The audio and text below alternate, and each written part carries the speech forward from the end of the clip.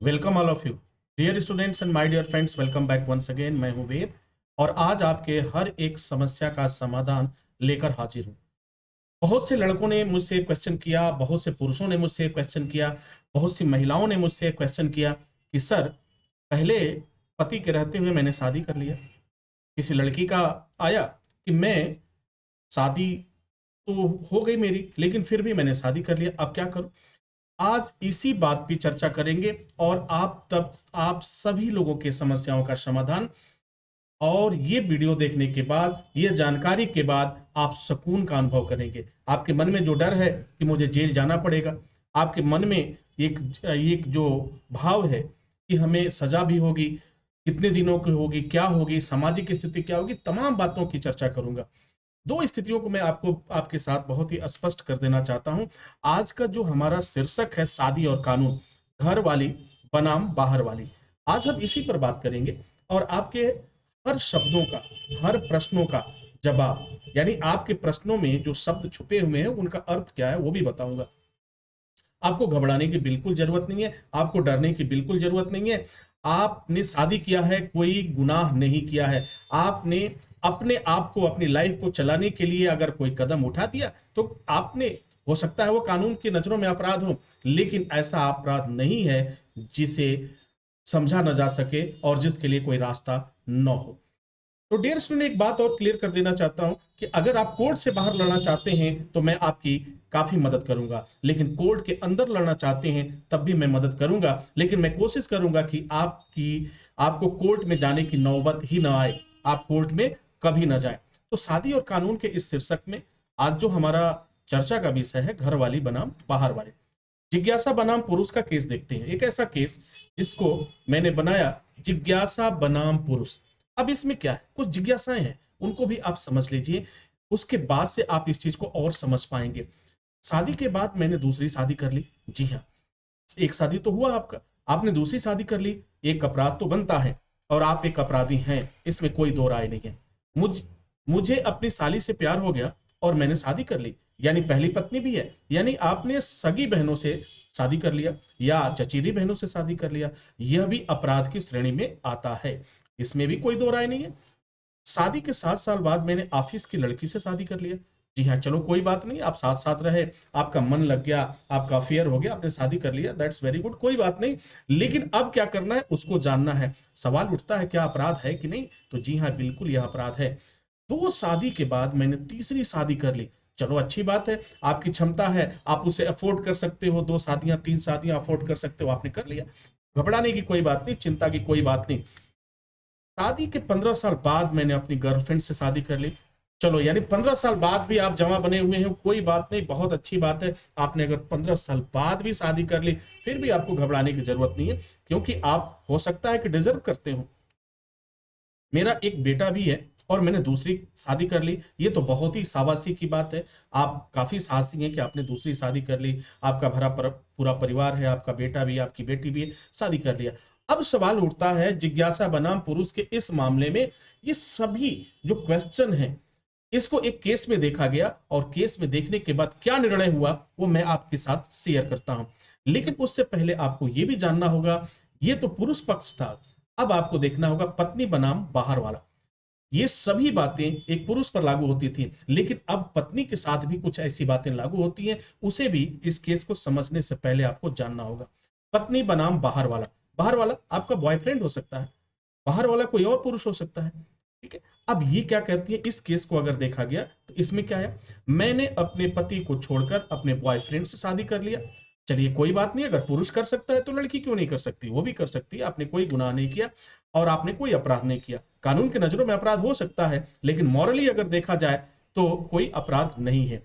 मैंने शादीशुदा मर्द से शादी कर लिया, क्या करूं, हो सकता है आप उन परेशानियों से निकल सकती हो, उस परेशानियों में कोई रास्ता आपको नजर दिखाई दिया हो, आपने कर लिया, कोई बात नहीं।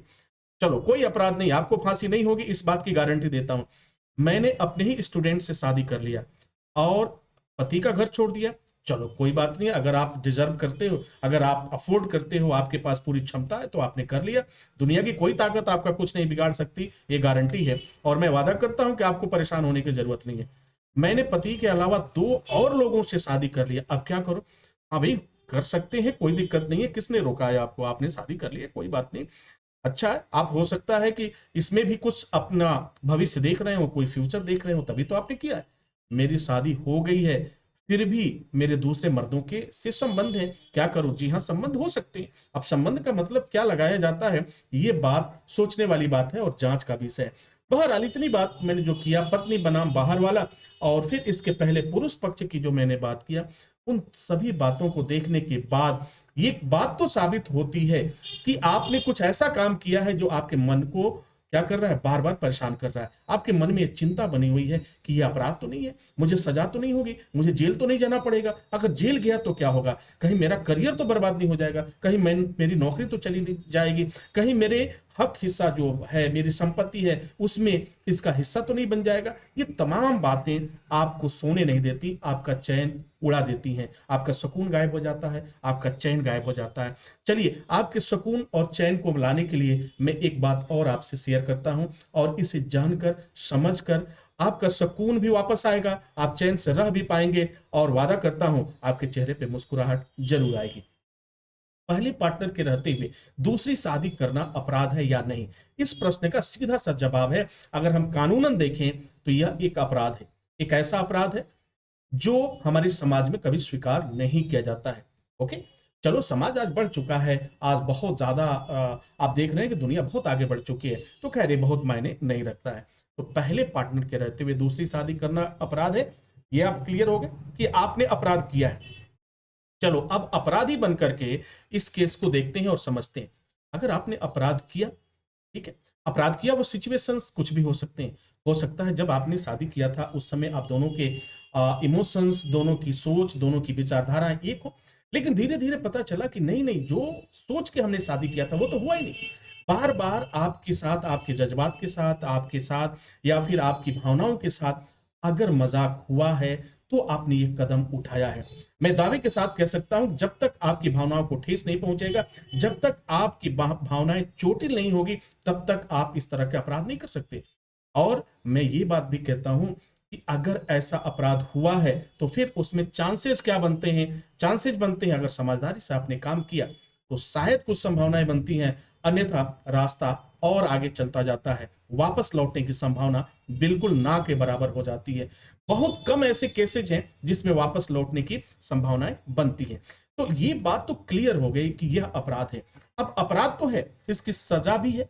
अब वो सजा क्या है और कैसे होगी, कौन कार्रवाई करेगा, इसको भी जरा समझ लेते हैं। अभी आपके चेहरे पर प्यारी सी मुस्कान आएगी, स्माइल आएगी, और फिर अपने सुकून के साथ आप जी पाएंगे।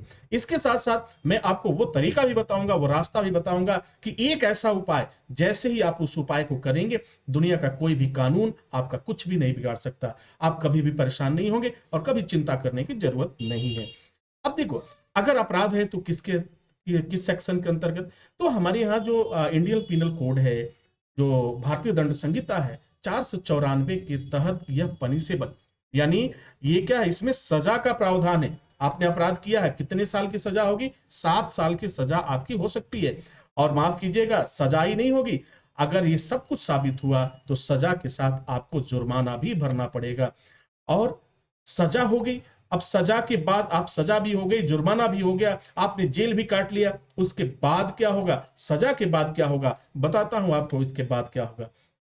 अब देखो, अगर अपराध साबित हुआ तो कार्रवाई कौन करेगा? अपराध अगर आपने किया तो कार्रवाई कौन करेगा, ये सवाल तो उठता है। तो कार्रवाई की अगर हम बात करें तो कार्रवाई करेगा पुलिस या न्यायालय? तो यहां कार्रवाई पुलिस बिल्कुल नहीं करेगी, यहां कार्रवाई बिल्कुल ही नहीं करेगी, और ना ही पुलिस आपकी तुरंत गिरफ्तारी करेगी। अब तो स्माइल आ जानी चाहिए आपके चेहरे पे।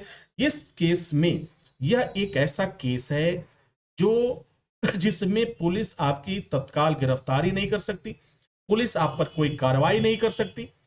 ये जो है, इसका जो पावर है, इस केस का जो नेचर है, इसमें सिर्फ एक अधिकार है, वो न्यायालय का, यानी मजिस्ट्रेट का। मजिस्ट्रेट इस मामले को देखेगा, मजिस्ट्रेट इस चीज को समझेगा, एविडेंस को देखेगा, उन सबूतों को देखेगा, और अगर आप उन सारी चीजों को बताने में सक्षम हो गए तो आपको 7 साल की सजा होगी, इसमें कोई दो राय नहीं है। आपको पैसे यानी आर्थिक जुर्माना भी होगा, इसमें कोई दो राय नहीं है। और सजा के बाद क्या होना है? अब जब मैंने सोच ही लिया कि चाहे दुनिया की कोई भी ताकत हो, मुझे दोबारा उसके पास वापस ही नहीं जाना है, तो फिर दुनिया का कोई भी व्यक्ति आपका कुछ भी नहीं बिगाड़ सकता। ठीक है?